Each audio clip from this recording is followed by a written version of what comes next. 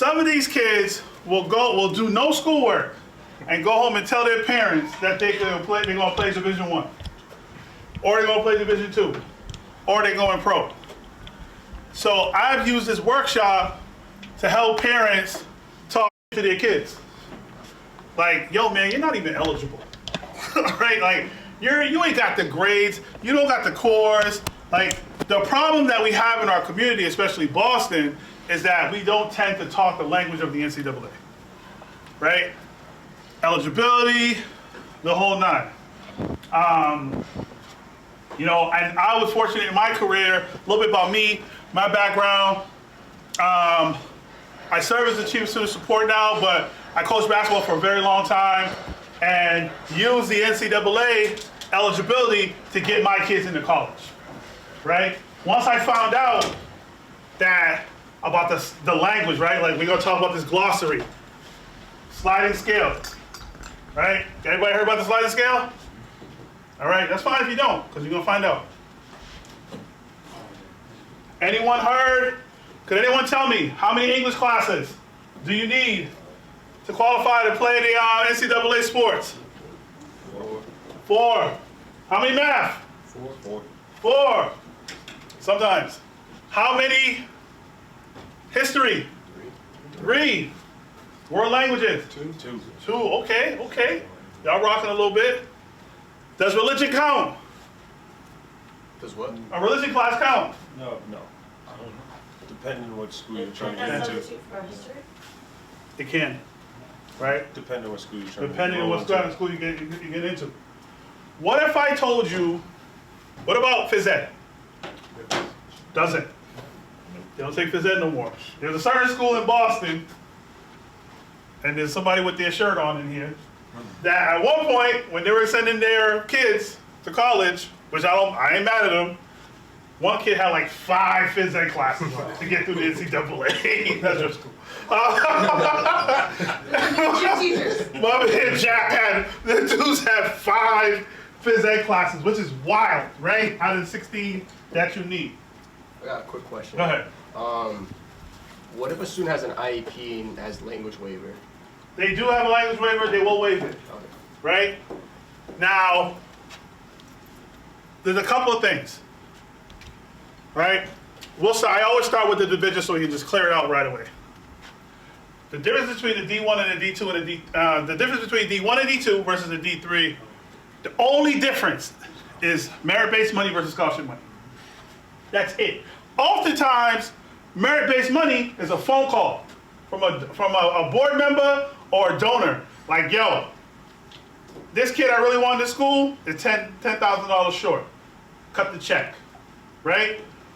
The athletic department has no money to give on the D3. They have no money to give. So it's all merit-based, but there's no real difference, right? Division III schools do not have athletic scholarships, but the merit stuff is a big deal, right? State schools, private, independent, but this is where it gets tricky. Division II. 2.2 minimum core GPA, 16 courses pass. Right? You have to have your 16 classes. So, when somebody tells you that they want to leave the public schools and go to the private schools, here's what you say to them.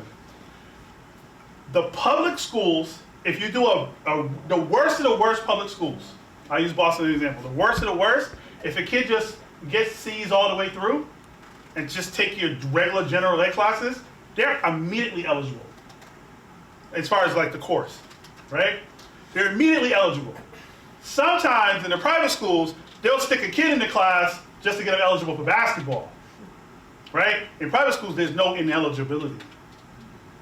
There's only eligible, everybody's eligible, right? Now Boston, we have a C- policy, and the calculation for C- is a 1.67, right? Which is still, but in other schools, like a Brookline, 1.0. And you know who's getting 1.0? People looking like every single one of us in here, right? So we're a little bit off track there. But going back to D2, for football, they only get 36 scholarships. You can split them into partials, find a low-income kid to get the Pell or whatever, and you go from there. For basketball, 10 scholarships, per year for basketball, right? You still have to meet the minimum NCAA requirements. This is the key piece that we're going to talk about and discuss. The SAT is now not really a factor, only when it comes to you needing extra money, right? But maintaining that 2.2 GPA, again, those 16 core courses passed. That's critical, especially when you're having conversations with families. For the football folks, 1AA, right? It's a little bit different.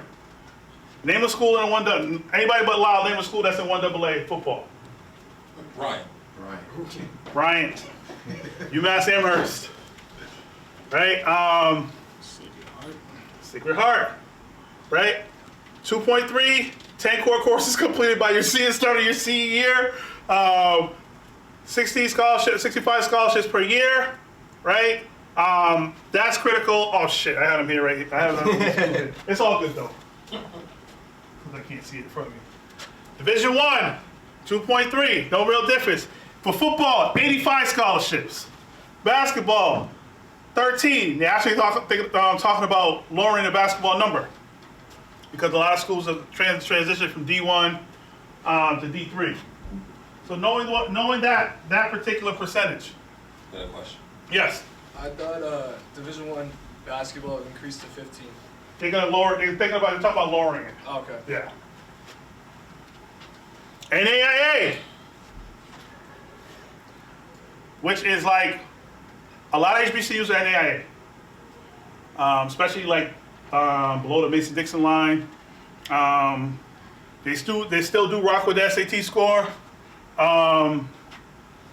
They also have a lot of private schools. I think Dillard, Fisher College is the only NAIA school in Massachusetts, to my knowledge, at the last time I did this, right? And we have 241 schools nationwide. You see Xavier of Louisiana. That's like one of the more prominent NAIA institutions right now. Are going in that direction. But actually, they're a good look. Junior college. Now there's some stuff going on in junior college right now. Because what they're trying to say is that you might be able to go 4 there and 4 with the NCAA. 8 years of college. right? You out here looking like me, graduating and trying to get into pros. The thing is, like, the only condition for you to escape junior JUCO, what is the only condition for you to escape JUCO and go into and transition into a D1 and 2 after your first year?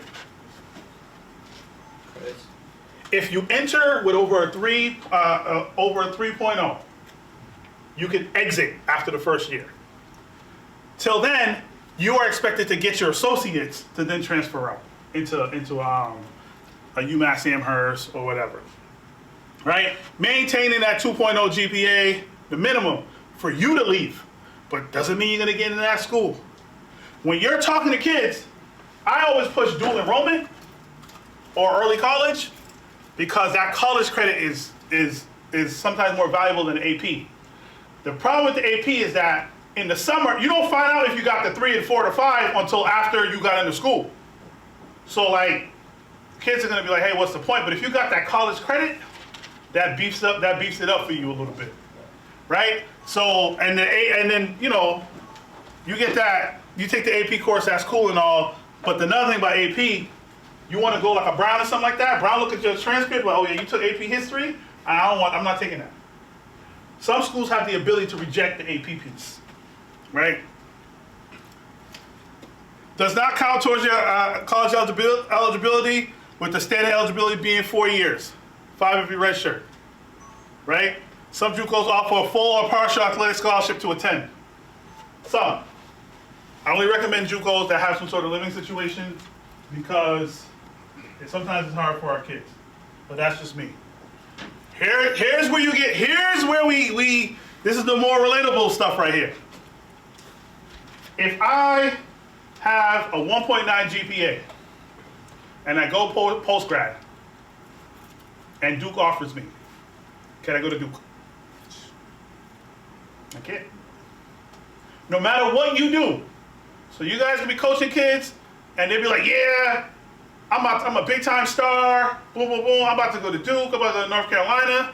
I'm gonna transfer to this prep school, and I'm gonna get these grades for this post-grad. NCAA, no matter what, only take first 4 years. They only take the first 4 years of your grades. So if you're that dude or girl with a 1.4 GPA, and you thinking that you're gonna go somewhere else and get something else in that 5th year, nah, B, you only up there for that 5th year to work out. Now, if you have IEP, there's some classes that they may be able to accept. Is it the same if you reclass? Yeah. Okay. First 4 years, no matter what. Okay. Yeah, first more. Now, let me tell you what the suburban tactic is. Andovers, the Barringtons, all, you know what they do? They keep their kids back in 7th grade. Keep your kid back in 7th grade. Kid gets more math, more English, more basic fundamentals. All of a sudden, they got like traps and shit when they go to college. Or when they go to high school, dudes got veins popping out their neck. Girls are throwing a freaking ball, hitting a volleyball and breaking other girls' noses, right? It is a good option for a kid if a kid already already got through the clearinghouse, right? Like a wonderful option for a kid if they got through the clearinghouse. Now here's your timeline.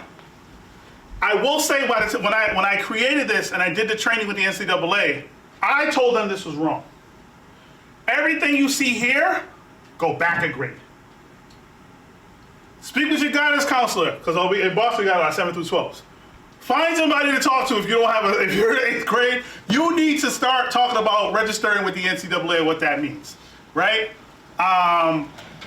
Get into the clearinghouse, PSAT, the whole 9. Start having that conversation in 9th grade. In 10th grade, begin the SAT, ACT prep. May not have as much weight as it used to be, but have this conversation with your guidance counselor and talk the success language. What is my GPA? What is my weighted? What is my unweighted? Right?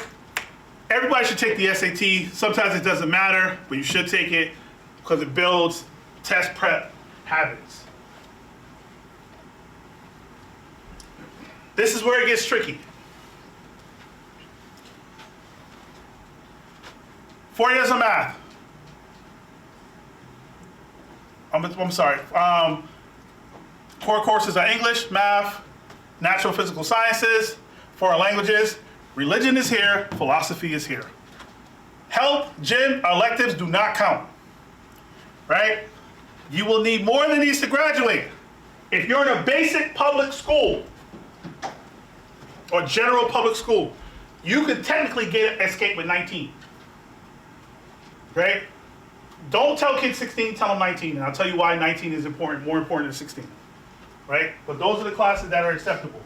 Now, when I first came back to Boston 3 years ago, we only had 7 schools out of our 31 that the NCAA will take their classes, will take their kids. We did a lot of work, had to talk to the guidance counselor. So if y'all working with schools, and y'all talking to kids, make sure if there's any new courses, you have them send it into the NCAA. Send the course description to the NCAA. Now we're at 24. So if they don't have the courses, they're gonna be like, nah, see you later. We had a girl that transferred to us from Brockton, and that's to be full year courses, so they're called 1.0s. She transferred from Brockton. She was filthy. Like, she would make girls fall. Her handle was crazy. Hampton University was the top 25 school in the country. They gave her a scholarship. Remember, she transferred in from Brockton. They sent her home in the middle of the summer. They reviewed her transcript. She had science her freshman year for half the year. She was a half a credit short. She then had to come back. We put her in a prep school. She got into some trouble. Sold an iPhone at a prep school. Ended up doing nothing. Right? That one slip up. I took responsibility for it, and I said never again. Because I didn't know any better reviewing the transcript. None of us did. Right? And that high level, I mean, she ended up, she's a success story now, but it's a struggle because she could have really killed. Yeah, you know her. D1, 4 years of English, 3 years of math, or better, algebra 1 and above. 2 years of natural physical science gets you to 9. If you add either 1, 2, or 3 of these, you're good. 2 years of social science, psychology, sociology, whatever y'all have. You could pick any one of these after that to get to your 16. However, I mentioned in 19, in your general public school, you take 4, you go 4, you go 4, you go 4 of history, 16, 2, foreign language, maybe 3, take a philosophy, take an AP, that's 19. I'll tell you why 19 is important right now, but not yet. That's D1. So if you're trying to go Division I in 9th grade, this is what you need to do. Right? You get your English, get your algebra, your bio, whatever, get your Spanish, you can knock 5 of them bad boys out. Right? You get 5 out of 16. It literally takes you to 19 here. Right? If this is the conversation the parents need to know. Because the parents, like I said, kids be lying, but if the parents got this, and they're really using that as their sort of barometer, they're in good shape. Clearinghouse GPA. There's another tip. NCAA does not give a about A-, B+, C+. They don't care about none of that. They don't care about no B-. They just see a B. Right? You don't get no extra credit, nothing. They see 4, 3, 2s, and 1s. Right? So an English grade of a B+, a C-, an A-, and a B-, all they see is a 3, a 2, a 4, and a 3. Right? They combine them all, they divide it by 4, and that's what they're seeing. All right? Just like the equation right here. NCAA does not care. What they do care about sometimes, well, your GPA cares about the other pieces around. Obvious. This is the most important part. And this is what most people don't know. In the green, right? You can substitute courses, but you can't substitute English. So this kid, right, got there, 4 English, cool. B, C, whatever, no substitutes, they cool. Got a C in algebra, a B plus in geometry, a C in algebra, an A- in stats. Cool, you're cool with the green. Now keep in mind, this kid gets a D in biology, a C in chemistry. Good here with physics, good here, boom. History comes, you get a B-, a B, whatever, B, A, sociology, you get a C. Spanish, A, B, F. This adds up to 19. Now, you can accept English. You could take, if you get down to Spanish, you could substitute a Spanish grade for this bio. Because if it's above the 16, if it's not English, you can substitute any other class for your lowest grade. That's what a lot of people do not know. Is that if you're at 19? If you're at 19 or 17, 18, right? So this kid swaps out Spanish, swaps out bio, swaps out sociology. GPA automatically goes up. That's all the NCAA is going to recognize. And that's what most people, that's why to get 16 is not enough. You have to really, really knock out that other pieces. And then then you have to talk about the recruiting piece. Here's all the stuff that don't get you recruited. And Joe Jones, I'm sure he spoke about that earlier. Poor grades. See you later. Poor conduct, right? And then like not being ready to talk about it. First bad impression. Recruitment is serious. I had a player named Usman, and a bunch of schools were trying to recruit him. My son had a flag football game. This coach flew in from Pittsburgh to watch my son's flag football game so he could talk about recruiting one of my players. that kind of like, I wasn't gonna make the decision. I think we made the decision for the kid at IHOP, right? But like, it is serious. How many official visits is a kid allowed to get when they recruit them? It used to be 5, but now it's unlimited, right? It's unlimited until the end of next year. And that's where the school gets to pay for it, right? Which is wild. I'll spend the whole fall going on trips. The biggest problem in sports right now, there's 2 of them. One, poor kids have been priced out of sports. We're talking about the NBA. We said they take the top 25 NBA players, only 2 of them grew up poor. One of which is LeBron James. Right? Not top 25. LeBron's not top 25. Yeah, don't do that. Don't do that. Don't do that. Don't do that. You ever been tossed out of a workshop? Don't do that. Don't do that.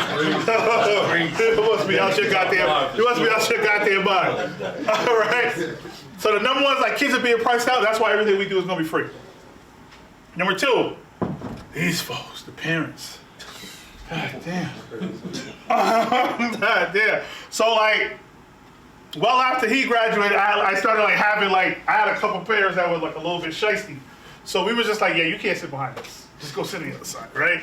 But like, you have to Jedi mind trick parents. I wrote an article about it. You just gotta really Jedi mind trick. Not about like them really like having to say, but you just kind of gotta like listen and don't hear.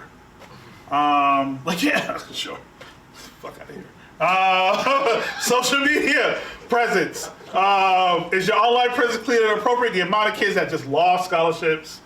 I remember a kid, y'all ain't gonna know him, but I ain't gonna mention his name. He decided that he wanted to come out the shower and put a towel on and go on Twitter and put a picture up. And he was heavily recruited. It was like, yeah, see you later. No, I don't want that kid all over in my program. It's just something off of that. Don't tell your kids send bullshit film. I remember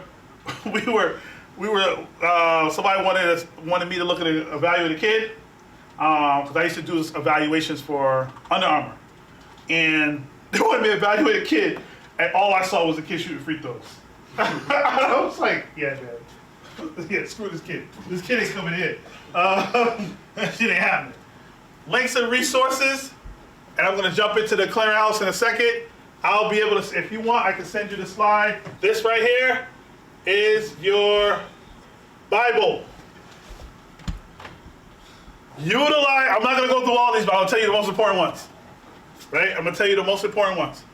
And I'll make sure I send y'all this link. This is the most updated version. We had the training a few weeks back, and people were a little bit mad because this is the end of the COVID babies. This is the last year of the COVID babies. This is the last year.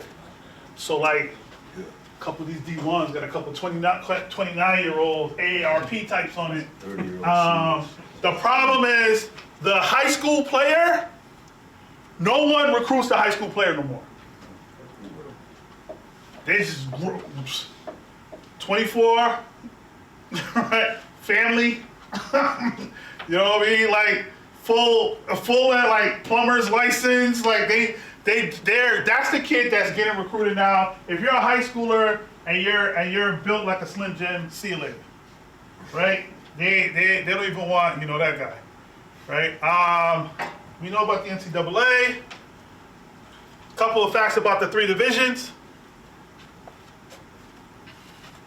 Median enrollment of a Division I, that's really the difference, right? But the 1 in 5 piece here in the D3 is critical. Right? Average number of teams per school. D3 is massive. When kids try to lie and be like, yo, D3, well, I'm not a D3 player. Yeah, you are. Until somebody tells, the coach got to determine whether or not you D3 or not. I know a lot of D1 players that went straight from D1 to D3 to transfer. Because somebody lied. Somebody wasn't telling the truth, right? And we got to hold people accountable to that. The Division III's largest school, 28K. 28 people. 28,000 people, sorry. UMass-Boston, where we at? A very large Division III school with 17,000 kids.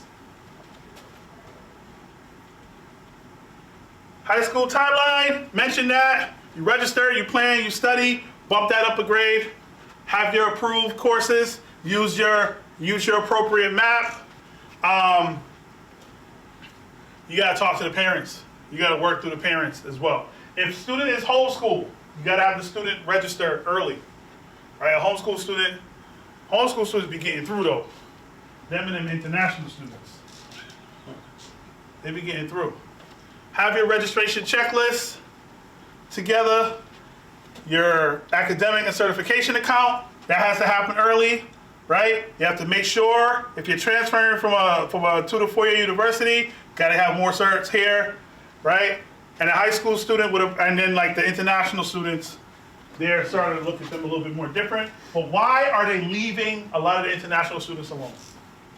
Unless you're from the African continent, right? They're the only ones they're looking at right now. But other folks come in, and the reason that they slide in easily because they actually pay, right? A lot of the prep schools, for example, when you see a prep school with a lot of Asian students, and the prep school is $40,000, the Asian students are paying $80,000, and the black boy from Boston or Providence is paying $0, right? We see that all the time, and I ain't mad. Shout out to my folks on the other part of eastern part of the world. Your registration essentials, you gotta pay, but you don't. Don't let the school council lie to you and tell you that you have to pay to be eligible. You got to get a waiver. Just do the waiver, right? And then let folks figure it out. Sometimes it's really hard because a lot of our school councils are not equipped to do that because we don't really have a lot of athletes recently that's doing it. Where do you get the waiver?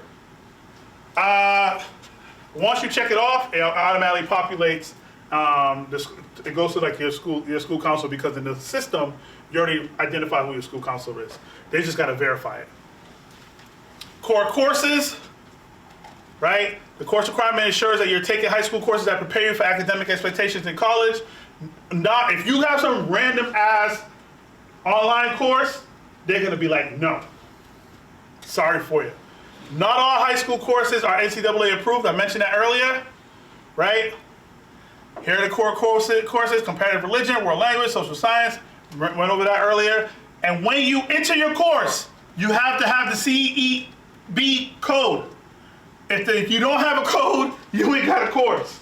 You out here wasting your time. That's why you gotta, like all these renegade schools and programs, like they ain't doing it right. Right? Dual enrollment coursework, they'll tell you about that piece there.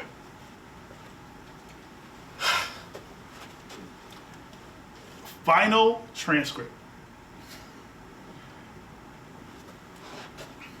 I talked about the girl in Hampton earlier. There's another individual that decided that he was all set once he got a scholarship. Until he had to turn in the final transcript. And they were like, no. See you later. See you later. Ain't happening. So we gotta have our kids go all the way to the end. Right? Our kids have to go all the way to the end. Now, a little bit of tidbit. A course taken after high school graduation may be used towards your initial eligibility certification. For Division I, only core courses completed in the 4 consecutive academic years, 8 semesters, from your initial start of 9th grade will be used for academic certification. However, if you graduate from high school on time, you may use 1 core course unit completed in the year after graduation, summer or academic year, before enrolling. So you want to take a gap year, and you have an F somewhere, just take the course and you can replace it. GPA, super simple. I mentioned that earlier. Don't care about the plus and minuses. A is a 4, B is a 3, C is a 2, 1 is a D. Boom. Units of credit. Remember I told you the girl had a 0.5 as opposed to the 1. That's what stopped her from going to Hampton. Pay attention to that. Anybody out here giving science for half a year, don't send them to the school. Anybody giving out history for half a year, don't send them to the school. If they do that with English, it's a crime. Report them or file a 51A and they ask us. Education impacted students with disabilities. For academic eligibility purposes, NCAA defines an education-impacted disability as a current impairment, right? Some of the most common EIDs include learning disabilities, attention deficit. Well, I want to read it to y'all because some of y'all probably can't see it. If you have a documented EID, you must meet the same initial eligibility standard. Yep, they don't care. However, you can have some accommodations. If you go to a school with your mama or your dad and they tell them, well, my baby got an IEP, my baby got an IEP, the admissions office is gonna be like, so? They only acknowledge the IEP if you walk it in yourself. I went to Salem State with a kid and his mom used to go hard for this kid. And I'm like, yo, you gotta have to cut the cord. She walked in there hooting and hollering, and she ran into some wild black dude behind the desk. He was like, yo, man, I'm about to call the cops on you. Like, he kicked her out. The kid came back in the car. She's huffing and puffing. I had to talk to the kid. I was like, take this IEP, walk it into the admissions, and the dude was the nicest dude ever. But they expect that you have to advocate for yourself. I mentioned this earlier. Get to the 16 scale, using this particular academic standards. This is where they be lying. I don't even know how. Like, I don't know how many kids y'all have that conversation with, but some of these kids will be lucky enough to play. If you don't graduate on time, right? The eligibility center will still use your grades and core courses completed in your first four academic years. They still don't even care if you go and do something anything else. First four. Division II academic standards I mentioned before. International students.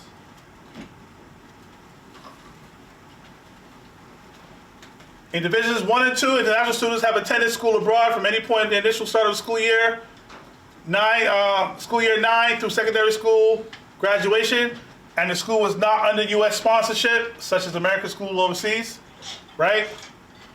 Because the reason this happened, my brothers and sisters in Brazil, there was quite a few people who was calling back, and they was like, yeah, that kid got an A. Yeah, kid, yeah. Oh, yeah, real? Yeah, for sure. And then what ended up happening is that they did an investigation, and then the student ended up going to Syracuse, and that student's name is, what we call him, Fab Mello. His name is Fab Mello. And they changed the game for folks. Homeschool students. Learning at home is not necessarily the same as being homeschooled, right? Homeschool courses are those in which the parent or parent-directed tutor, right? Plans and delivers the instruction. You have to have evidence of that, right? Determines the overall grade the student achieved in the course, right? You have to use the homeschool umbrella program to make it happen. Athletics eligibility. Critical, right? When you start, you still have to get certified, right? You have to close out your account to make sure you're certified, right?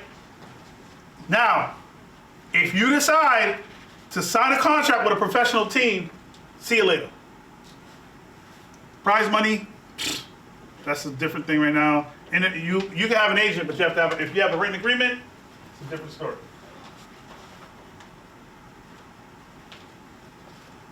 Delayed enrollment. This is critical too, right? A D3 athlete can use a grace period of 12 months.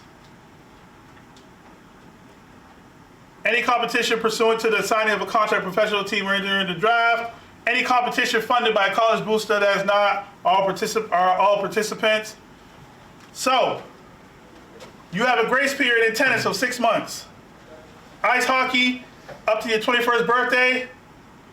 And D3, 3 years. Men's skiing. We look like we got skiers in here, so we might be all right. Amateurism. Actually, I'm sorry, recruiting. Very clear. Don't do dumb shit. Just what it is. I give you a million stories why kids did not get to go to college. Like a million stories just out here fumbling. Smoking on Snapchat, all that stuff. Only 2% of high school athletes are awarded athletic scholarships. Less than 2% become, and then less than 2% of them become a professional athlete. So Dr. Cooper was mentioning earlier that, yeah, you see the games, you see the sports, but like there's 100 careers within sports. So you gotta help them transition, right? It's important that like you make sure that you highlight and go within the parameters of getting your scholarship and talking to your coaches, right? Choosing the right college and university can sometimes seem like overwhelming, but if you make a decision, you have to talk to coach. Make sure your kids talk about NIL deals. Like, what is the coaching philosophy? Like, fit matters. Don't send your kid to a school where the coach, if you have a kid, everybody has that player, no matter what sport, that you can't yell at. My mom, you don't like me, she don't like me. They think I suck, blah, blah, blah, right? Listen, I'm retired, don't send that kid to me. Because I can't even coach now. Because I use very bad words. And but some kids, honestly, they can deal with that. And if you have a high school coach that's really put you through the ringer like that, you'll be able to survive a little bit more. But on today's athletes, everybody's always saying today's athletes. Yeah, man, it's tough out here. Because the coach gets fired all the time. That's why they be leaving. Official versus unofficial visits. What can an NCAA school pay for an official visit? Division III, transportation. To and from the school, hosting you. Hotel, that is very true. 3 meals a day, including your parent. Up to $40 per person of a reasonable entertainment expense. That's wild. Entertainment be wild on some of these things. But if you look at D1, right? D1, they can cover you, they get your family up in there, right? Obviously, they take care of where you live. 3 meals a day for up to 4 family members. So shoot, we all could go. If you got a homeboy who has a single mom, you about to be his cousin. And if I your girlfriend, you be her cousin too. Because all 4 of y'all need to go. And then $60 per day, food or whatever. Now the difference between that and unofficial visit is a visit to college campus paid by you and your family. What can an NCAA school pay for? This is how they jam you up, because they know everybody violates. So if they really want to jam you up, they'll just go here and use this matrix, right? So an unofficial visit, they can get you 1 meal, right? D1 is the opposite. You ain't getting no meals if it's unofficial. None. So don't get confused. Important terms. And this is where it gets, this is probably the 3rd most important pieces. And I'll just highlight the most ones. NCAA ID, you have to register for that. Please do. If you don't have one, you're not going. They don't even care, right? I mentioned the official visit, preferred walk-on, right? If you think you're gonna walk on college, and your family's not a donor, and you're Division I, you ain't walking on. You're not. What ends up happening is the donors, the people who donate money, their kids get the walk-on spot. Kentucky was the #1 team in the nation. Wayne Turner, Antoine Walker, all of them.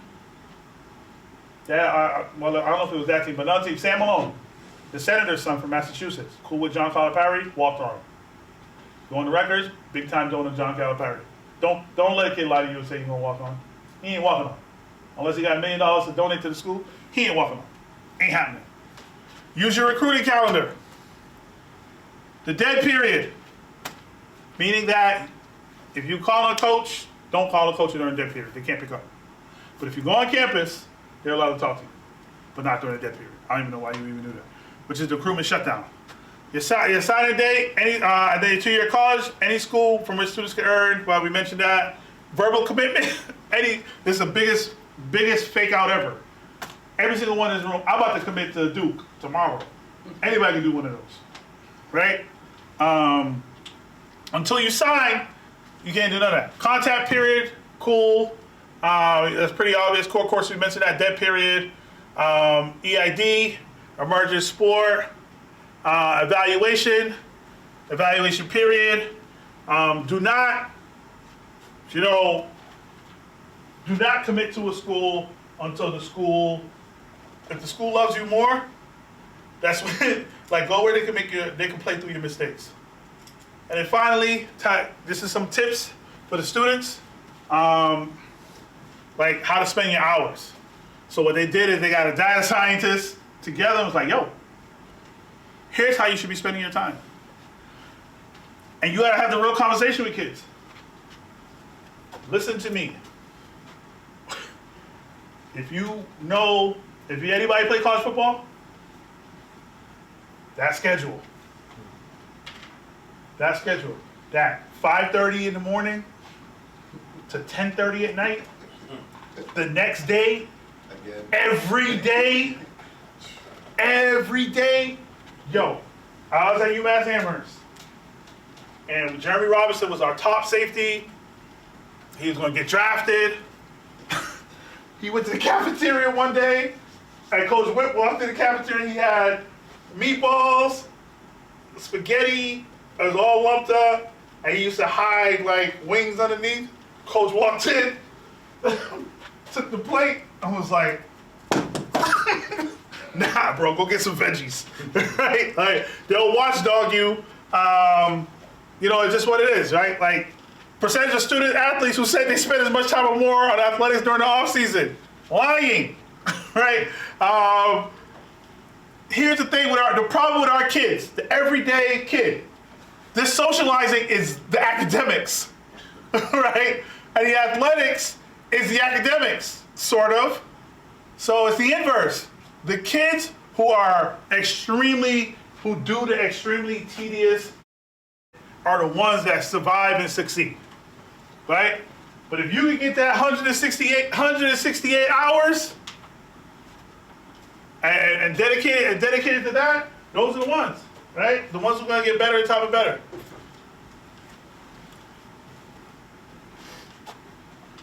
What happens at these schools, right? The activities below do not count towards a term or student athletes counting athletically related event. Anything that have to do with academics and community meetings, compliance meetings, they don't care about none of that. They don't care about none of that. They own you. It's a job, right? You're late for practice, you're screwed. Name, image, and likeness. I'll be quick with this because it's a little bit annoying and tricky right now, right? Some college-bound students have the opportunity to receive compensation in their personal brand, often referred to as name, image, and likeness. Check your high school state's association regarding NIL policies. This is critical. Every state has a different NIL policy. New York State, huh? Y'all just learned something new. That's what NIL stands for? Yes, name, image, and likeness. What's up, Rashawn? Rashawn, he's a part of our team. Yes, name, image, and likeness. Now, here's what some of these folks in New York are doing. You know, New York, they tricky with it. They scamming everybody. If you're here from New York, they know how to scam. So there are some kids who went to Hofstra who said they were trying to get the school to like give them full rides. So they went to their local bodegas in the Bronx and was like, yo, give me $200 a week. I'll do some work for you. And then you could say that you gave me an NIL deal. So the bodega was essentially getting their deal. They went back to the school, was like, yo, I got an NIL. The school was like, oh, for real? That's marketing for us. I'll offer you a full ride. A year later, them dudes got packed up because they was lying. But the bottom line is that the NIL stuff is so tricky. Transfer portal, which is you may as well talk about my mama. Because the transfer portal is awful. I hate it. It's ridiculous. I think one of the things that y'all need to hear is Division I athletes who asked to enter to transfer to the portal, 66% were reported to have transferred to a new school. The remaining 34% may still be exploring transfer options. Right now, as it stands, as I look this up, this is 44%. Homeless, no school, nothing, no NIL, nothing. If a kid calls you and say, I want to transfer, you got to make them give you 15 reasons why. Because it's so hard to find another school. Like, they gonna go in pro, look at these numbers. This shit is crazy, right? You got 1,028,761 football players who are high school athletes.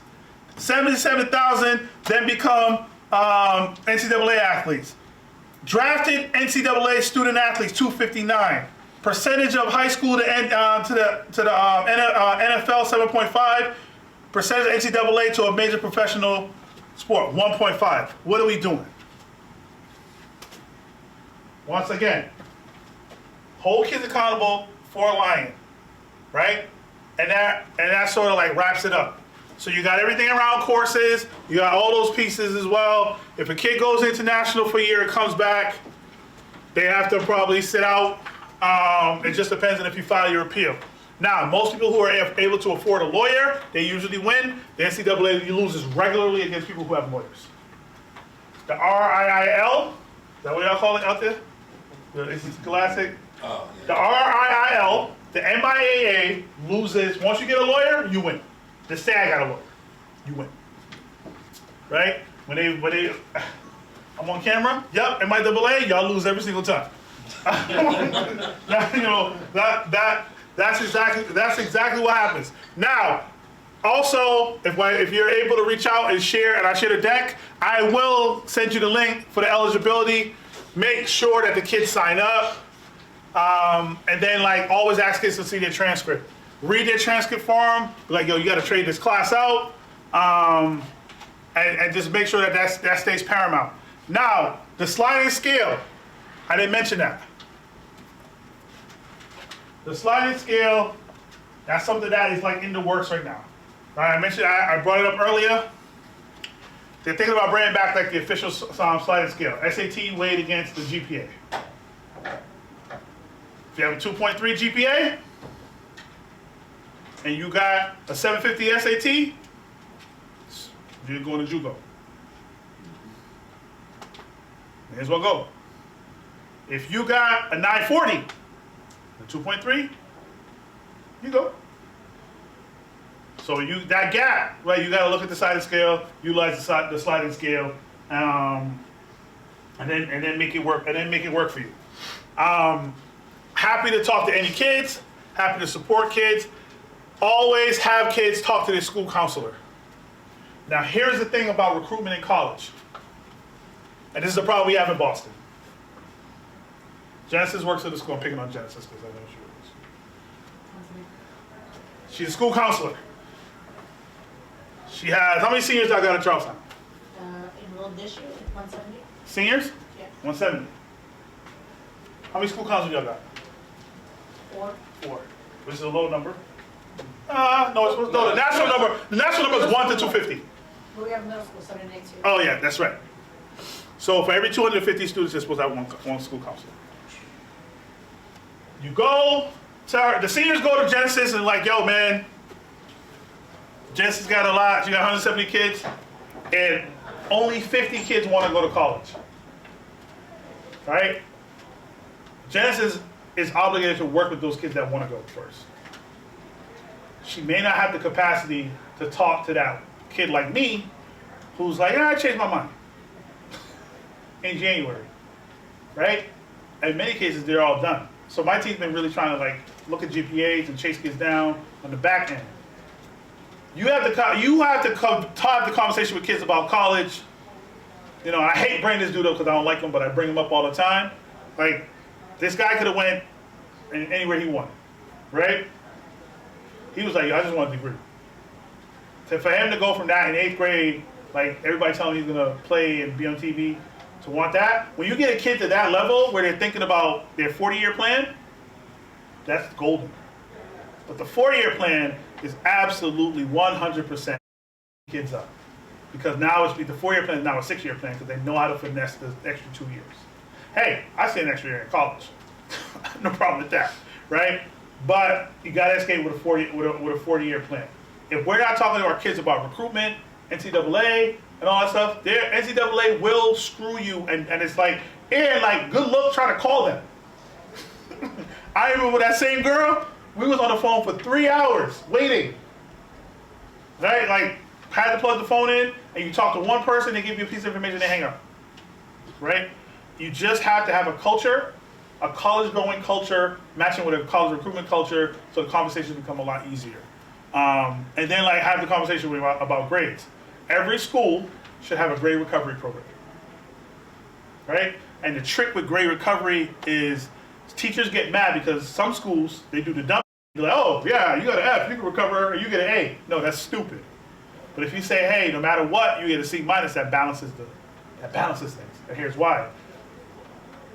At my school I came up with, we had kids, teachers would get mad, be like, yo, this kid got a 43 and this kid gets to recover to a C? Yeah.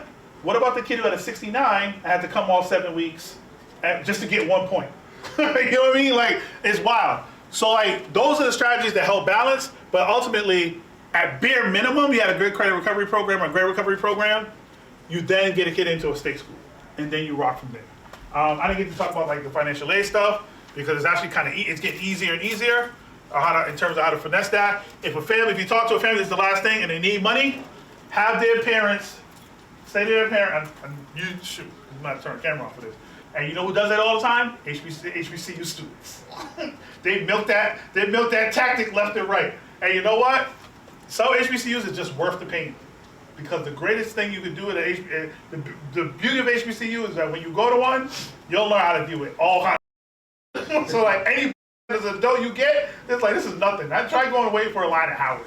You know what I'm saying? So all those pieces matter. And if y'all ever want to connect further about that, we'll be golden. So we're going to transition to the panel. I appreciate y'all coming out. But the panel's going to be pretty dope. Thanks for sticking it out. And then we'll go from there. Appreciate y'all.